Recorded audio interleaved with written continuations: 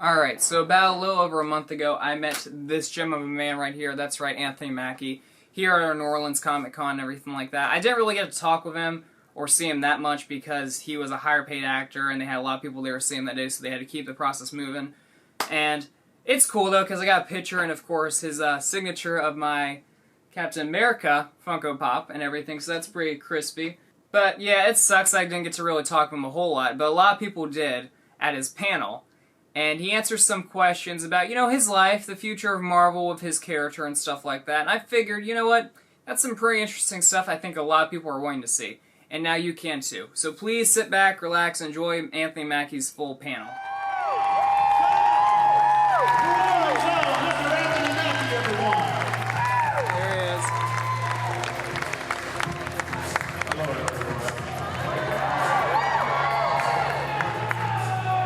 Welcome back home, sir. What's up, man? I appreciate it. Now, like I told him, I'm going to kick things off asking a couple of things, and then we're going to turn it over to the audience, because we got a lot of people already lined up. A lot of people out here, big fans of you as Sam Wilson, as many other heroes that you've played on screen. Now, let's hear it for Sam Wilson. Now, I was on Disney Plus over the holidays, and I pulled up this Under the Helmet Boba Fett history thing, and there was a nerd with a Boba Fett helmet and a Jeremy Bullock signature on it, and he looked a lot like you.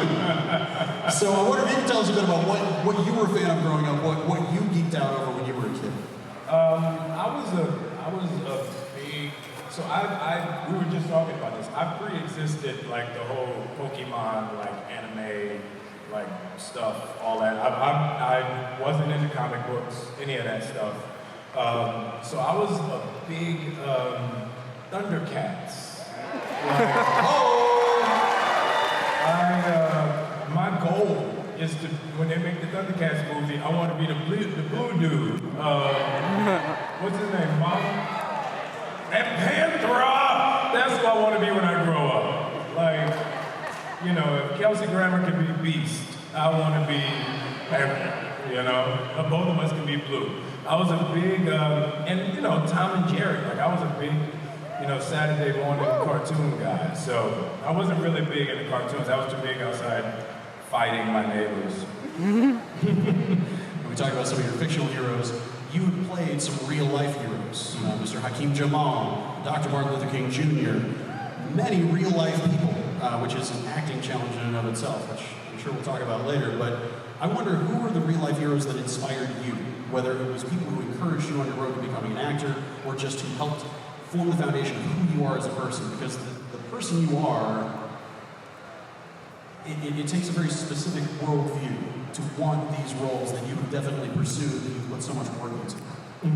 I had great teachers. I can literally say all of my mentors and all of my guidance came from my teachers. I had, in the New Orleans public school system, I had some amazing teachers. And every time one teacher dropped me off, another teacher would pick me up. And my first drama teacher, I was a bad kid. I mean, I wasn't bad. I was from New Orleans. I was just, Just like to have a good time. Yeah, I was inquisitive. That's what they call it now, inquisitive. So I had this teacher named Sandra Anderson Richards. And she was my first drama teacher. And she was with me from 7 years old to 16, and from her, I went to NOCA and met Janet Shea, Elliot Keener, Ray Brazell, Henry Hoffman, and they kind of ushered me into being a young adult. And then while I was at NOCA, Ray would go and teach at North Carolina School of the Arts. So Ray personally put me in his car, drove me to Houston so that I could audition for North Carolina School of the Arts. I get into North Carolina School of the Arts. I still had Ray. I go from North Carolina School of the Arts to Juilliard. Then I met Richard Feldman. So I've always had these amazing teachers along the way who guided me out of the naysayers that thought I was crazy for wanting to do what I wanted to do since I was 7 years old. I mentioned some of these real-life figures that you've portrayed on screen. How do you inform your process? Is it similar for each one, though they're different people, the kind of respect and care that you take in looking into presenting them in a way that you feel is authentic? Well, you have to relive that we live in 3 different realities. We have 3 different truths. Because, like when I played Tupac, I realized that it wasn't so much what you say about yourself, but what people say about you. I could say something and have good intentions when I say it, but when I turn around, it hurts your feelings, so you tell everybody on me in person. So that's 2 different realities. So the third reality, we live in the reality of what we think about ourselves. We live in the reality of what people think about us, and then we live in the reality of what's said or written about us. Because we can't control the press, we can't control online. That's its own reality. So as long as you're confident in knowing that you're going to piss off 60%, 66% of the people, you can play whoever you want. You know, because you're never going to get it right to all 3 groups. And if you do, you've done something exceptional. You know, so it's all about being true to that person and the people who actually spend time and knew that person. I think those are the people you have to target because all of us are very different. You know, and the way we are in private is very different than the way we are in public. I got one more for you. On Falcon and the Winter Soldier, you worked with Malcolm Spellman, one of the great writers in Hollywood. Without whom, I don't think that series would have been the incredible piece of work that it is, right, everybody? What is it like working with Mr. Spellman, a character that you already established in the Marvel Universe, and that now he was lending his perspectives? No, Malcolm was amazing. Malcolm is literally everybody's old, angry uncle. Like the one uncle, you know, he coming over for the holidays, and he gonna say something to upset everybody at the table, and that's Malcolm. So it was fun, you know, because he gave me so much information and so much literature to work off of. And then we kind of scaled back from that. So, you know, there were a lot of things that we had to adjust once we got on set. You know, like that final speech. That final speech was like a page and a half of monologue. And I was like, yo, man, nobody want to see me talk for a page and a half. I don't want to see anybody talk for a page and a half. So we went through it, got the bullet points, made the adjustments, and he was 100% open to making it happen. You know, Kari, who directed it, you know, she was an integral part in that process as well. You know, it's funny because she directed the Handmaid's Tale. So when they hired her, I was like, there's nothing about me that says Handmaid's Tale. So this is going to be a disaster, but I can say I got one in. But so it was, you know, and that was always our joke. I was like, I would have been great on the Handmaid's Tale. So but you know, she really kind of, you know, kept us calm and put us, Sebastian and I, in the pocket of all the chaos that was around us and COVID kicking off and people getting hurt and all this stuff, really keeping us calm and making the show work. Now we got to turn it over to the fans, and this is the dumbest joke that I got all weekend. On your left, first.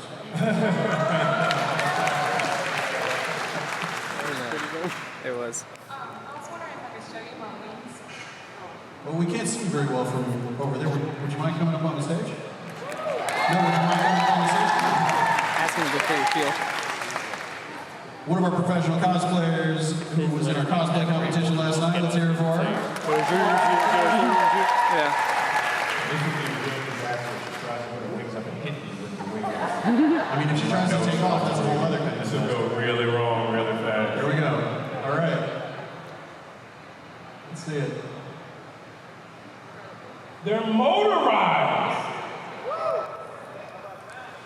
I told you we had something cool to show you, man. Was I lying? That's amazing! Right?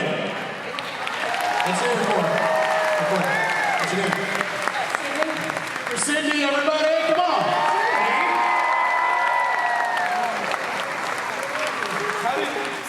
I have so many questions.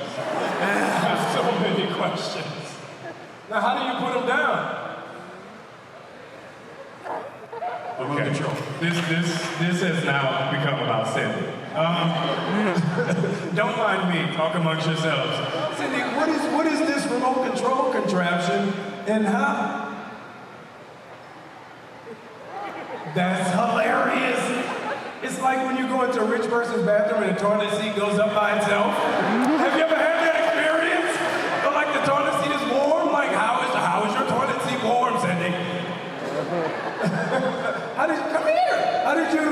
Are they going to pop out? He's asking the going to questions go now. wrong. Okay, so what did you do? How did you do that? There's an actuator in it, and what it does is Big racing up their stuff.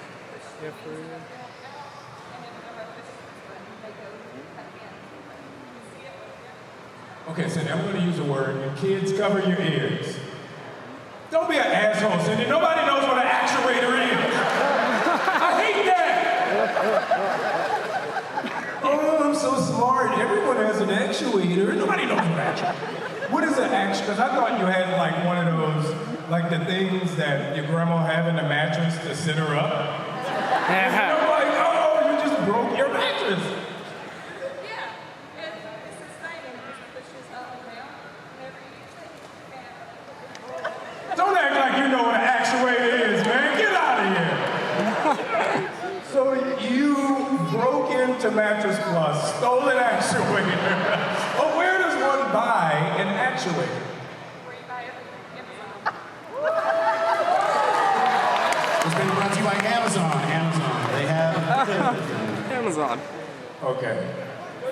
You are smart, so I have to take back what I said earlier. Okay, so, excuse me, guys.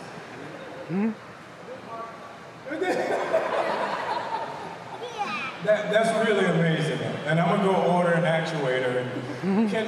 Don't take this the wrong way. Can I see your actuator?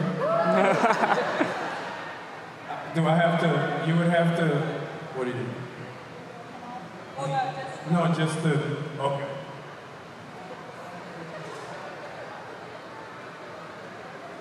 for his eyes only.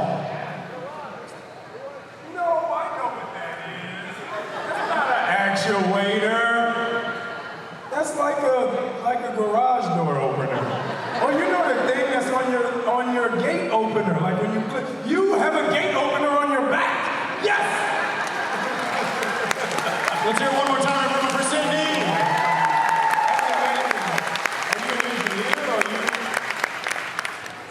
You crushed it. See, Anthony, how many cons have you gone to and gotten that level of entertainment? Not many. Well, only Fan Expo New Orleans, right? Let's throw it to the very generous gentleman who made way for Cindy to go on first. Are we all doing that? Right there. Excuse me, pardon me, excuse me. It's like being in church and you have to hold your finger up and everybody will get out your way. Hey, I appreciate you being here. Even though you're a Saints fan, this is the game. So first of all, let's have a stand. But that kind of brings me to my next question. What do you miss most about New Orleans when you aren't here and you're working? Great question. Shrimp po' boys. I thought about it long and hard. I looked like this because I was gone for like 5 months doing a movie. And the whole time, every day I would go to lunch. You know, you have your choice of fish, chicken, or beef. And I'm like, I just want a po' boy. Like, I want a shrimp po' boy with extra pickles, hot sauce, dress. And then I was in a country that like didn't have turkey. I'm like, so what do you eat for Thanksgiving? Or you don't have turkeys. So we got turkeys, and I brought fried turkey to Saudi Arabia. I did that. They had never seen turkeys, let alone a fried turkey. And I fried 25 turkeys. Yeah. And fed the entire crew, completely sober. So that's it, man. Shrimp po' boy. Thank you. Wrote it down. Hi, can you hear me? Okay, cool. Dude, I love your shoes. I just saw them. Dude, I love bright and orange and blue. Dude, those are really cool. I just saw, I had to say that, like, first of all, I love your shoes. Those are really cool. Those are really, really cool. Second of all, how's your day been so far? Because I know that you've been doing, like, sign, go, sign, go, sign, go. And I'm like, dude, I just wanted to, like, ask him how's his day going. Thank you so much. My day's going well. Is it? Okay. It's always great to be home. Okay. And it's like, you know, You've been working a long day. yeah, it's like just being in New Orleans, I don't care. Yeah. Because after this, Yeah. Like, I was talking to just I'm gonna get some yesterday, beach I'm like, waters.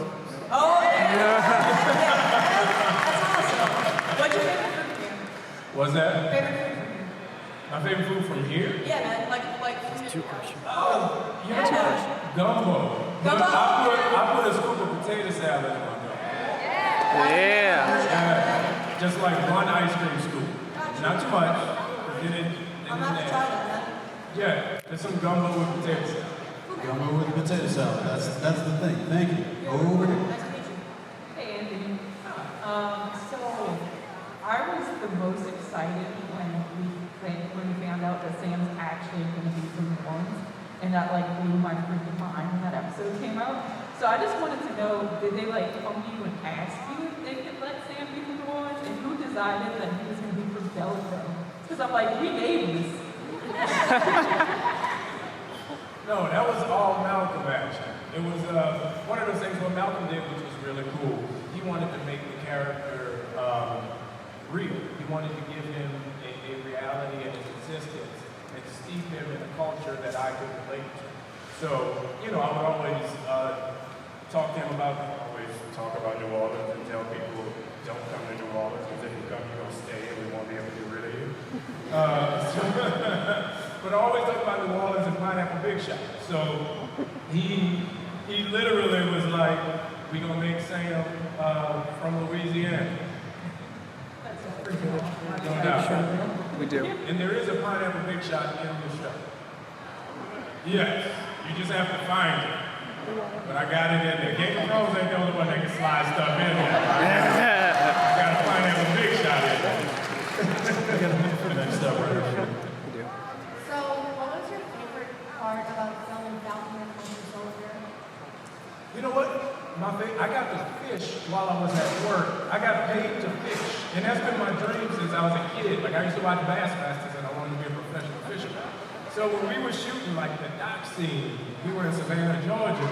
Yeah. But literally, when they were doing setups, we would walk to the pier and just like throw some shrimp out and fish all day. Then the pompanos would come to run the fish away. But we got it in at work.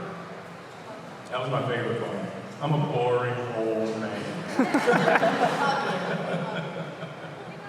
It's good when the hurry up and wait matches your hobbies. Exactly. Hi, Anthony. Hi, host. I hope y'all are doing well. I'm glad y'all are both here first off. Now, here's the question. So, let's see. What is your favorite location you've traveled to? Whether that's for work, outside of work, you know, whatever you think. Favorite location? What place is like New Orleans for you that they're gonna have to kick you out of? I will say this. My favorite place in the world to go to is Lisbon, Portugal. But my favorite place to travel to is Atlanta when the Saints whoop they behind. There's no better place for a game than when you're walking out of the Mercedes-Benz Dome and the Falcons have lost. It literally warms my soul. Like there's no experience. Like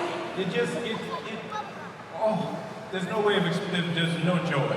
No, I have 4 sons, no joy. Like walking out of the stadium when Atlanta has lost. Delicious. Next up over here. Hello, Mr. Anthony. I was once dying to meet you, but the one question is, was there one significant thing that inspired you to become Falcon? Maybe something about his background that made Falcon the way that he's portrayed. Yes, sir. Was there one significant thing that inspired you to have that role? The fact that he was a military vet. If you look at Falcon in the annals of history, when Stan Lee created him, he evolved as Black America evolved. So every time he was when he was first introduced, he was a hustler from Harlem. Then civil rights came in, and he became a military vet. Then there were so many different incarnations of him, of Stan Lee, trying to get it right with the society that he was trying to represent, that it was really, I feel, he is one of the most unique characters because he specifically represents a group of people who were underrepresented at that time. So that was really important to me and made me want to play the character. Well, congratulations on getting that role, sir. And it was nice to meet you. I appreciate it. Thank you, sir. Next up over here. Hi, I was wondering, could you give any advice to young aspiring actors that are in the South? Young aspiring actors, take classes. You don't want to be bad on set. You want to be bad in class. I feel like, for real, acting is the only job where people think you get more on-the-job training than McDonald's. It's not McDonald's. It's actually a profession, and if you do it right, you can affect people. You know? So if you study it, if you learn it, if you train at it, you know, you can do something exceptional. My first day in New York, when I moved to New York to go to college, I was standing in front of my school, and Wynton Marsalis came walking by me. And I was like, "You're Wynton Marsalis." He was like, "Yeah, dude. I'm from the 7-1, I'm from New Orleans, bro. Hey, what up, man? A lot of pie, what's up, man?" He was like, "Dude, what are you doing here?" I'm like, "I'm going to Juilliard, man. I'm gonna do this, I'm gonna do that." So he gives me his phone number, and he said, "Anything you need, you're from the booth. Anything you need, you call me." I was like, wow. I went to his house. He has a room in his house, floor to ceiling, nothing but music that he's written. Not music that he's recorded, not music that he's performed, music that he's written. He's the only person in music who can do classical. He did an album with the Venice Orchestra called The Carnival of Venice. It was written for 2 trumpets. He plays it with one. He plays it with 1 trumpet. It's the most amazing thing of all time. He's the only person that can do that and then come back and play something so contemporary, or has been on the stage with Miles Davis when Miles Davis was doing free jazz and nobody knew what he was doing. Or, I mean, he has no boundaries. And he told me, if you study, you can do whatever you want to do. So if you want to do Shakespeare, you can do Shakespeare. If you want to play Tupac, you can play Tupac. So for me, the most important, and I know it's not the cute thing for people to hear, but take classes and be bad in class. Study the craft. Look at the actors that you admire, that you think are good. Find out what they did and study their craft. Because when I look at Wendell Pierce, when I look at Wynton Marsalis, those are the main 2 reasons I was able to focus on I wanted to focus on my craft the way I did. Thank you. You mentioned a particular name that makes me want to ask a follow-up. Wendell Pierce. Yeah. What is it about Wendell Pierce that blows you away? I mean, he's an incredible actor, you know, generally speaking, but, you know, can you pinpoint when you saw something that really just, like, knocked you back? Because he's nasty, man. Everything just nasty. Everything Wendell do. I've known Wendell since I was 14 years old. I was at NOCA. Wendell came back to NOCA, and he had a white linen suit with a white linen hat, and he had a Porsche, and he pulled up to the front of the school and parked in a no parking zone and left his Porsche, and nobody messed with it. I was like, that is the nastiest dude I've ever seen in my life, you know, and everything that he does, it's effortless, from Waiting to Exhale to Tremaine. I mean, everything that he does, he brings a part of himself that surprises, you know, and I've always aspired, everything I do, I always aspire to be just as good as I know Wendell would be if he did. Yeah, man, you're Since I was 14. You're more than on your way. Next over here. Good afternoon, sir. Welcome back home to New Orleans, the best city in the entire country. The best city in the world. In the entire world, you know what I'm saying, bro? I want to ask you, how did you do such an accurate portrayal of a military vet? Because I am active duty with the United States Coast Guard stationed here in New Orleans, and I appreciate your realism. As you know, military, we experience a lot of difficult things, challenging things, and you did such an an accurate portrayal. How did you prepare for that? First of all, thank you for your service. Thank you.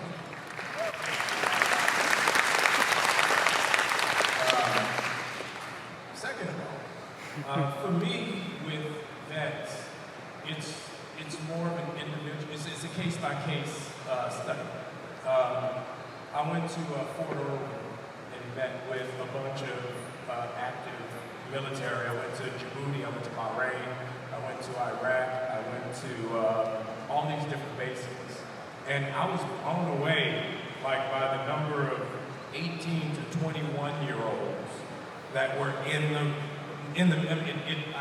I thought everybody in the military was like adults, you know, but it's like, it's a bunch of young people fighting for this country. So the training, the mental stamina, the fatigue that goes into that, I just honed in on that. I think there's a certain, and I don't want to compare it, but the idea of being in a conservatory, training, and doing those long nights and those early mornings, you know, when I was in high school, I was in class with rehearsals from 7 a.m. to 10 p.m.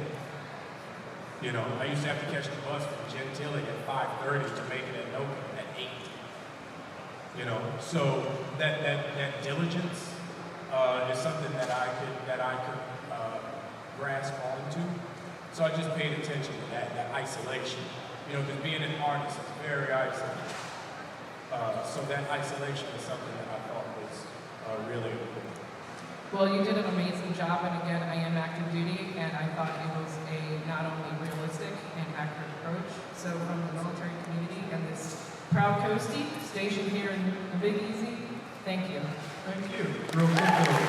Sailor, what's your name? My real name is Ashley. I am actually a girl. I know it's kind of hard to tell. My real name is Ashley, and I hope to lead not only the United States Coast Guard in a good direction, but be forced to be reckoned with, especially as a female. Okay, Ashley, one more time. if you know any of the Coast Guard people that patrol Lake Pontchartrain, tell them they stole the title to my boat when they stopped me and they never gave it back. And I want all my paperwork back, and they knew who I was, so I know they didn't throw it away. It's just a little boat. I was just a man trying to catch some speckled trout. They pulled me over and took my title and my registration. You tell them I want it back. Well, I can talk to the station New Orleans. We work a lot of cases on Lake Pontchartrain. You so tell them. I will Right tell there by the them Seabrook that Bridge. I was the little black dude with the shrimp. That was me. All my paperwork. Asked for a picture, I took a picture with them and they left. Put all my paper in. I ain't paying no $500 to get that paperwork back. Crossing a lot of things off your to-do list. Ashley, help your boy out. Alright, hey, feels good over there, actually. Tom, you quick. We already had a question that's a little bit similar to mine already, but maybe you'll maybe like college somewhere for acting and kind of pursuing that. What's it like being an actor? What's it like being an actor? What's it like being an actor from Louisiana? It's great. Because, you know, the funny thing about being an actor is I've wanted to be an actor since I was 7 years old. There used to be a TV show called the Arsenio Hall Show. And there was a group called Leaders of the New School, which consisted of Tribe Called Quest, Black Sheep, and the legendary Busta Rhymes. Busta Rhymes did something on this show when performing this song, The Scenario, that changed television forever. I saw that moment, I looked at my mom, and I said, Mom, I want to be like that guy. And I started taking acting classes at my school, which is crazy that there are no more arts in public schools, but that's what I did, you know, and it's interesting because you get to meet people and go places and you get to hear people's perception of where you're from. And the love and appreciation and just like the rawness of the way people feel about New Orleans always makes me very happy to be from. I've never met a person who was like, you know where I hate New Orleans? I've never met that person. Somebody from Atlanta, there you go, bro. Shit, let me get an update to see what we doing. 14-6, who? Yeah! Look at it, Right over here. Hey, Anthony. How's I'd that? like to say that I really enjoyed watching Falcon and Winter Soldier. I think your character is great. And I really love him as Captain America. And I'd like to ask, is there any specific Marvel characters that you would like to see Sam Wilson team up with or fight against in like any future Marvel projects? You know, I never got like a fight against Bucky. And I feel like, you know, I know Sebastian pretty well. That's my boy. I love him like my brother.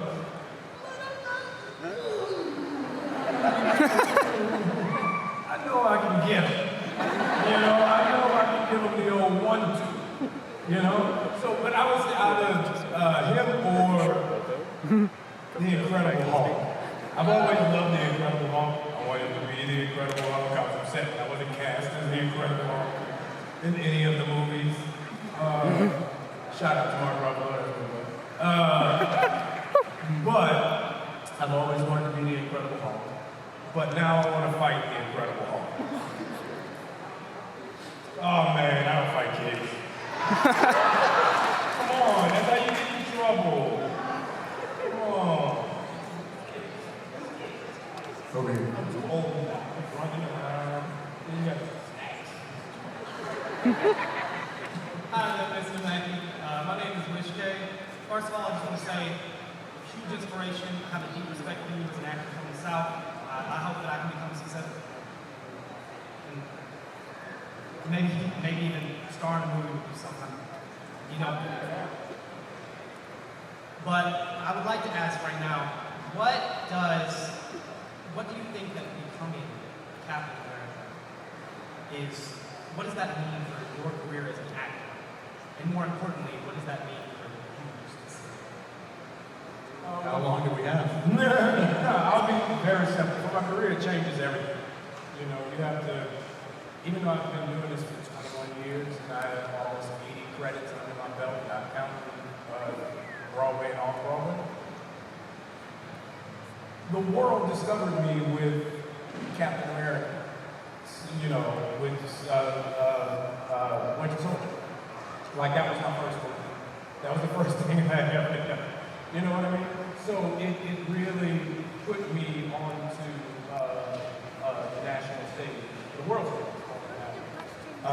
So it means a lot. It gives me opportunity. It affords me the ability to afford other people where I'm from opportunities. Because, you know, New Orleans was doing great until we discovered Bobby Jindal. You know, so it just, when was the last time you heard that guy's name? Right? Remember all the movies here? Remember? The state was running at a surplus? Then when they said, we might have to get rid of LSU football? One term, Bobby Jindal. Y'all don't remember Bobby Jindal. You don't remember. But, you know, I'm glad to see that movies are coming back to New Orleans. I personally shot a movie here last year, developing a project that I plan to shoot here this year. So I'm excited about the possibilities of being, you know, Captain America afforded me the opportunity to bring more film and television back home. We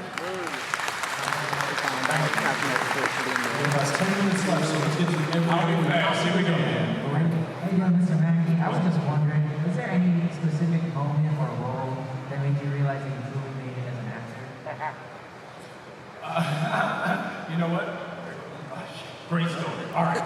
So, I was doing King Lear, and I was playing Edmund, and Tristan Kudrescu was playing Edgar. Somebody here has to know Tristan. Went to Ben Franklin, really smart guy, curly hair. Never mind. So, we were like 15, right? So in the play, I was supposed to die, and Tristan was supposed to kill me. And we would do it at Lepontine. There was a bunch of people who were in high school with us. I had a public access TV show I don't like to talk about. It was huge. I was a big deal. So I go to fight Tristan. Tristan stabs me. Ugh! I go to fall down, and 3 girls in the audience jumped up and said, "Anthony, no!" I salute you, sir. And I was like, Bravo. I'm gonna be an actor. I'm great. I can do this. And that was it. That was it. When That's what we all dream of. yeah, that was at Lepontine Theater, right? Yeah, that was it. That was the moment. Over here. True story. Tristan Kudrescu. Thank you for coming, Mr. Mackie. I'm I'm a special ed teacher in Georgia and used the movie The Banker in my lesson plans. And I'm going to use it again during Black History Month because I thought it was a fantastic story. And to shorten my question up a little bit, is there anything that you heard while making the movie from family or the experience of making the movie that I could share with my class? Because what I did, I make them do math problems to like solve problems in banks. It's not the same problems that are in banks, but I mean, like, I'm just incorporating math with Greek world stuff.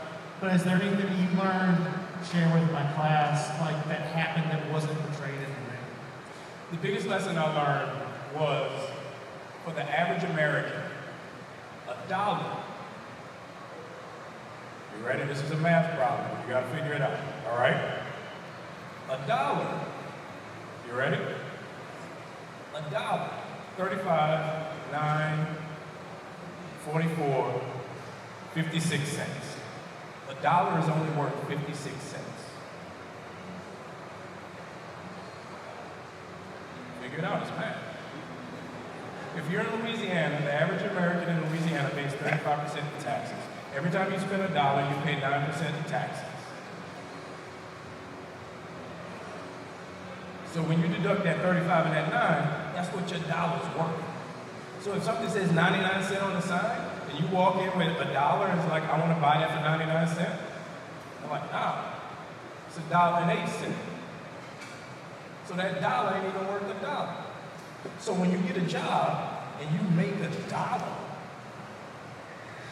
you really only made 60 cents, 55 cents.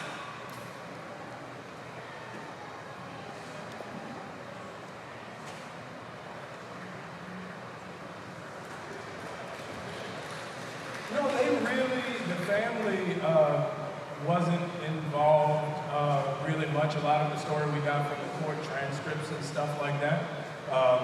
So the son came out and, told us some stories about his dad, but they were just really supportive and open to us making the actual story in the way it actually happened. Everybody check it out on Apple TV+. You're all done with Ted Lasso. Over here. Everybody's always asking about the shield. It's like, pick up the shield and everything. But I was going to ask, by the time we see Sam again, we'll have been playing the character for about 10 years, which, first of all, that's amazing that you've been Sam Wilson, Captain America, for a decade. Going all like Robert Downey Jr. as Tony and all that, those decades-long roles. But what was it like for you to finally have your flashy, colorful, bright superhero suit? Because Sam was always like a more tactical suit, a more realistic suit. But now that you're Captain America, you've got your own bright, colorful, and recognizable suit that it's like you are America's superhero. What's it like with that suit? It was very emotional. I mean, nobody could have told me when I started off in the business or when I was at NOCA or when I was doing theater at my elementary school that I would one day be Captain America. I didn't even dream that far. My goal was to do plays at the Guthrie and in Poughkeepsie, plays on Broadway. That was I wanted to do, early Victorious on Broadway. I never thought that I would reach the place. Definitely will. But I never thought I would reach that level, so it was very emotional. There's no way of expressing when you achieve your dreams, and that's what makes it great and hard at the same time. But it was a wonderful experience, and I thought I looked cute. Right? You want to look good, but sometimes you want to look cute, right? I thought I was cute. I showed those little flaps you had there in the edit. Oh, that was a disaster. Then it's called a cowl that under my head on. It was Or we're gonna need to work on that helmet. oh my God, the sweat. The sweat. We got 5 minutes left. Let's get to everybody we possibly can. Start over here. Hi, how's it going? So actually I did in 2 weeks for and UNCSA. So I was just wondering, maybe talk a little about your audition process, what it was like, and just any advice you have for people auditioning.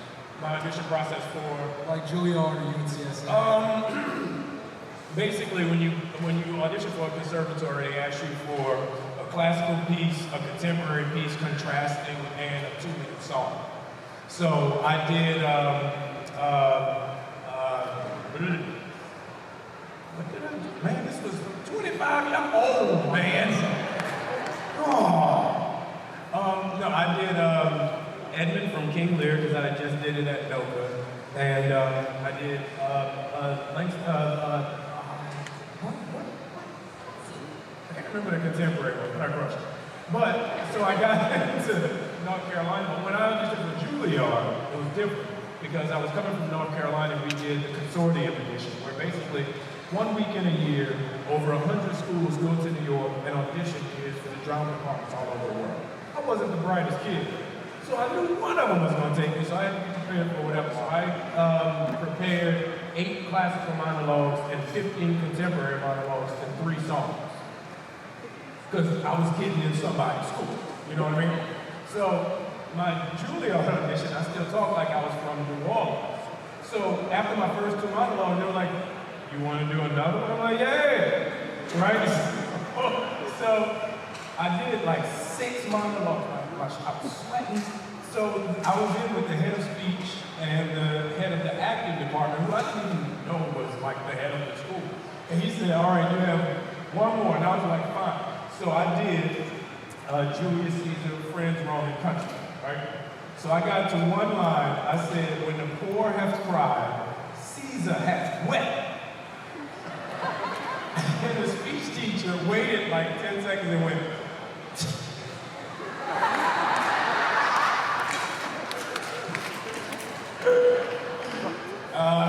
I didn't get it then, but a few months later, I was like, "Oh, you're not a nice person." Yeah. And I make fun of my lack of final consonants.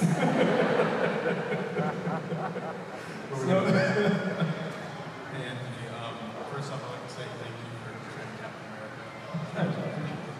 Amazing. And second, I'd like to just ask you, you tweeted a couple months ago now when they showed off Sam at Disneyland. You tweeted about, "We're always told that Disneyland is going to be in Louisiana and like New Orleans specifically." I always thought that was just some tall tale my dad always used to tell me as a kid, just to, and like seeing that just really like, kind of inspires me. Like, so what is that kind of for you, like seeing something you've brought to the school at such a big place like Disneyland, like millions of people are going to see that? you know, like I said, it's humbling. Right? Every step, every phase of my career that I enter into right now is humbling. But that's what makes it fun, you know, because I still have ambitions. Like now I'm producing, I'm directing my first movie this year. You know, it's like I've become like an OG. You know, like I'm the old head that people ask questions, but I still feel like I'm your age, which is crazy. You know, so it's really some mental situation going on. But it's great because you don't really, old people don't feel old except for when they get out of bed or they get off the couch. Other than that, you're good. You know, we could do everything. You know, just don't stand up on the couch phase. You know, so that's kind of, you know, the way I'm looking at it now. You know, it's humble, and there's a generation that's coming after me now that I want to mentor and tutor the way that the generation before me did. You know, so that's my goal. To just keep growing and showing. Thanks so much. Anthony, I got good news and bad news. Good news is this has been great, right? The bad news is we're out of time. Birthday cake?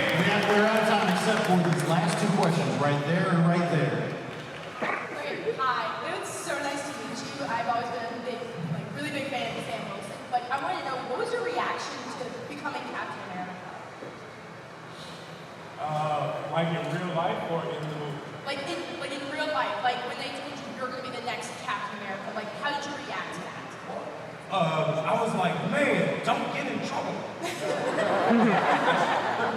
Because if you get in trouble, you're fine. If I get in trouble, I lose my job. So I was like, Don't get in trouble. Stay inside. Go to the gym. Fewer boys. So, last question right here, then I got something for us to wrap up. But I also got good news because Anthony's going to be back at his table for just a few minutes right after this. It's a short walk. What do you got for us? Hi, I'd just like to say thank you for being here this weekend, and I hope you had a great time. And my question is, as a Black man playing Captain America now, what story do you want to tell with this character? Well, I think that it's time for America to realize that we're all Americans. Amen. And it's easy to say it, I think as Captain America, you know, the support of, to show the support of women is important. To show the support of gays is important. To show the support of all minorities is important. So for me, it's more so the idea of Captain America really being the captain of America and not just a she. So to do that, you represent everybody, not just yourself. So that's my plan. So I got one thing to wrap us up. You have all of these lovely, wonderful people who come and see you at these conventions. How does that land for you? What is it like getting that love from the other side of the table? And how has it been different being back home and getting in? The home part is great. Being here, our warmth and appreciation is different. Like my boy from high school, you know. So it's different. You know, there are people who actually know you, who have been through and seen where you come from, and everything that you've done. But, as an actor, there's so many people out there who tell you when you're bad. Like, there's so many people out there who tell you that they suck what you did sucked, and, the things that you're doing sucks, and they don't want to see your movies, and your movie was awful. That when you're in a position where people actually appreciate you, it's a great feeling.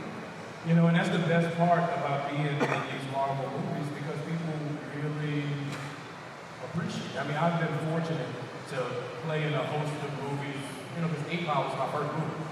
So, everybody over 35 knows what I'm talking about. You got Thunders. Go home. Wait, how old are you? How old are you? The little girls. Oh, don't go home and watch 8 Mile. Okay, never mind. Never mind. Now, see, bad parenting, see? But to have that appreciation since 2001, the different projects I've done has been amazing, but it always starts off with me. Well, like I said, everybody, you can head right over to his table. He'll be there for just a few minutes, so act while you can. But before you do that, can we hear it one time for our American Sign Language interpreters, please?